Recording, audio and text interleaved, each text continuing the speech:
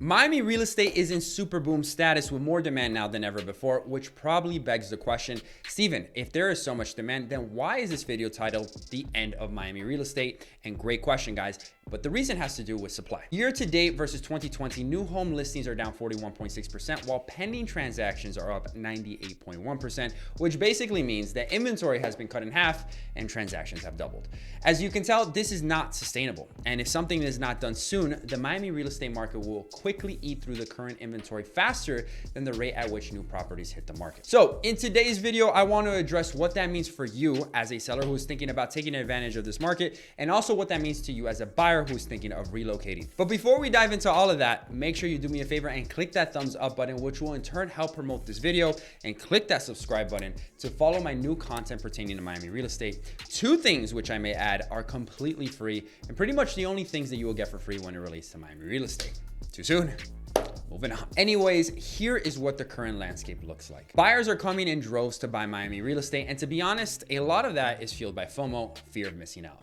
They feel like they need to buy because everyone is doing so, but not just that. You see, buyers are also paying over market price, and in many cases, they're justifying their purchase by saying it is a seller's market. And while it indeed is a seller's market, and some properties may very well warrant an aggressive offer, you do not want to get ahead of yourself and overpay just for the sake of getting a property, because in the long term, guys, it's going to be a while until we see another time just like this one where prices increase to a point where you'll be able to sell it for more than what you paid for it. Buyers are way more aggressive now as well, throwing out terms that are much more favorable to sellers, and in my opinion, and contrary to popular belief, I do not feel that we're in a bubble. And the reason for that is because that a lot of buyers today are paying cash, where back in the last real estate crash, that was propped up by bad loans. So it's just simply not the case anymore that we're in a bubble. However, what we will be seeing is a correction where the market will cool off and supply will open back up again, thus causing prices to readjust, if you will. The question of when that is going to take place, or exactly when that's going to happen, is anyone's guess. Speaking of supply, we need to understand the seller's behavior during this time. Many sellers want to get in on the action, and if you've considered selling your home in the past, now is definitely a good time to try, because you're likely going to sell for more than what you think. However, this video is titled The End of Miami Real Estate, and that is because inventory is becoming more and more scarce, and that is a huge problem because what that creates is a bottleneck in the market. I, for one, can tell you that we as agents have all of this money from buyers and clients ready to go, and unfortunately, there's nowhere for us to place that money.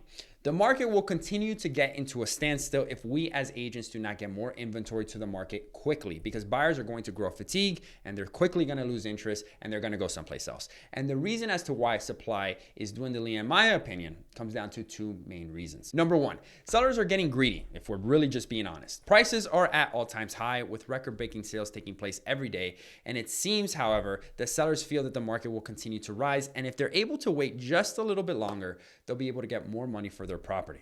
This to me is a dangerous gamble for those sellers out there who have every intention of taking advantage of today's market, but have otherwise been influenced by their friends and family and the media alike that this boom will last forever. My feelings are that if those sellers don't start the listing process soon, the buyer pool would just grow tired and move on, which will in turn cause the correction in the prices that I was referring to. The second reason is where are sellers going to go? Many times in a good market, one may sell and upgrade and move into a bigger or better property. Sure, you can sell and possibly sell your home at a premium, but then what? If you're planning on staying in Miami or buying something similar or better than what you already have, then all that means is just joining in on the craziness that is the market right now. And who wants to do that? So when speaking with property owners, I can see why this is a hard decision for them to make and why it's so tough for them to take the advantage of this market and list their property. However, I do want to put two types of sellers in the you must sell now category, if you will, and for lack of better terms, but those sellers are the ones who own investment properties and are the ones who are thinking of leaving Miami altogether. Investors, I believe now is one of the best times for you to sell and one of the best times you're going to see in a long time to come. You want to sell high, of course, and have that cash available for when the market does see a correction so that you can buy more investments and increase the size of your portfolio. I can't think of a better time to do so than now, so you want to take advantage when the market cools down. And for my relocation sellers out there, if you've been thinking about leaving Miami to another city or another market, now may be a great time to do so as well. Miami is hot, but other markets are not experiencing that same type of boom that we are. So you can use this time in the market to secure a great sale. And then after which you can focus on buying a property in a much less competitive market and get a great buy. Okay. Now for the stats, because hey, look, everybody loves stats and nothing can convey just how insane this market is better than what the numbers can. So according to an article found on Miami Today News, the Miami Beach condo market in 2020 had 504 closed sales at a median sales price of around $350,000. Fast forward to today, and in 2021, there were 1,122 sales with a median price of $525,000, making it a median increase of 50%. Miami Beach single-family homes saw 61 closed sales in the same period of 2020 at a median price of close to $2 million. So far in 2021, we've seen 245 homes sold through the same period for a median price of around $2.4 million, which of course accounts to 24% increase in a median sales price and a 302% increase in closed sales. The number of offers a property receives has also increased significantly. As this graph from Keeping Current Matters shows, the average number of offers a property receives is at around 5 offers before it is sold. And keep in mind that in today's market, the average property sits on the market for less than 30 days before it actually gets sold. So this number of amount of offers refers to immediately after a property hits the market. And it is only increasing as we make our way to the middle of this year. Do not misconstrue the message I'm trying to get out to everyone. I do not want to discourage anyone from buying. On the contrary, I think that in the end, the headache is worth it because Miami is an amazing place to live. But rather, I want to relay the current climate of today's market so that you can act aggressively, but of course within reason. If anything, this message is to those sellers out there that are watching this video. My team and I have tons of buyers, both cash and financing alike, looking to purchase properties. And as our very own listings continue to sell for record prices, we must continue to look out and seek sellers who want to take advantage of this market.